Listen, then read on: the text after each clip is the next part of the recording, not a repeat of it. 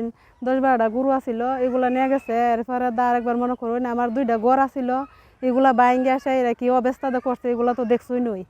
এরপরে আবার ঘরের মাঝে ধান টান আছিল, চাল টাল আছিল, এগুলা নিয়ে গেছে। ঘরের টিন টান যা আছে সব কিছু কুইল্লা নিয়ে যেতেছে। আমি দেশে দেশে তাহি আমার বাচ্চা টাচ্চা লই আসেরা, এগুলা আমরা বাড়ির থাকবার লাগি দেয় না, আমরা গড়ে উঠবার লাগি দেয় না।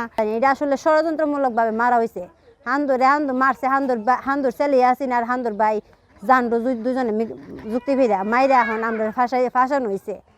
এখন এই ফাঁসাইয়া সাইরার পর তো ফাঁসাইছে, যেমন তোমার পুরুষরা যাই করছে, এখন পুরুষের ইয়ে করবে, এটা আইনগতভাবে যেহেতু মারা রয়ে গেছে, এটা আইনগতভাবে জেড ওইবার হইব। এখন আমরা মহিলাদের উপর দিয়ে তো অত্যাচার করতেছে, মারধর করতেছে, বাড়ি থেকে বাইর করতেছে, মহিলারা বাড়ি যেতেছে না, আমরা বাড়ির থেকে বাইর করে দিয়ে আমাদের ঘরে যা ছিল সব কিছু লুটমার করে নিয়ে গেছিল।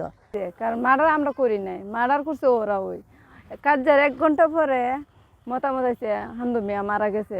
আগে 24 দিন ধরে বাড়িতে উঠতে পারি না, বাচ্চা কাচ্চা লইয়া।